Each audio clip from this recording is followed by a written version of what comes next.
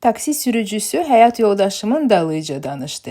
O vaxt biz həyat yoldaşımla hələ evli deyildik. Bir gün o məni Targovada yerləşən restorana görüşə dəvət elədi. Restorandan sonra Targovada, biraz da bulvarda gəzdik. Sonra yoldaşı mənə taksi çağırdı ki, məni evə aparsın. Hansı taksi idi tam yadımda deyil, amma qiymət gedişin sonunda bilinirdi. Ona görə yoldaşım mənə pul verdi ki, mən çatanda ödəniş edim. Bu arada videoda istifadə etdiyim kosmetikanın əksəriyyətini iHerb-dan sifariş eləmişəm. Çünki iHerb-da daha sərfəlidir. Link story-də olacaq. Ekranda gördüyünüz promo kodla əlavə endirim qazana bilərsiniz. Deməli, mən yoldaşımla sağollaşıb taksi ilə evə getdim. Çatmağıma az qalmışdı. Birdən sürücü mənə belə bir söz dedi. Mən indiki cavan oğlanları başa düşmürəm. Bizim vaxtımızda belə deyil idi.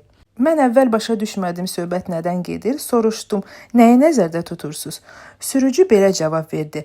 Bizim vaxtımızda oğlan qızın yerinə ödəniş eləyərdi, amma indiki oğlanlar belə deyil. Yəni sürücü elə bildi ki, mən öz büdcəmlə taksi pulunu ödəyəcəm. Səmimi deyim, mənim tam yadımda deyil nə cavab verdim, çünki artıq neçə il keçib.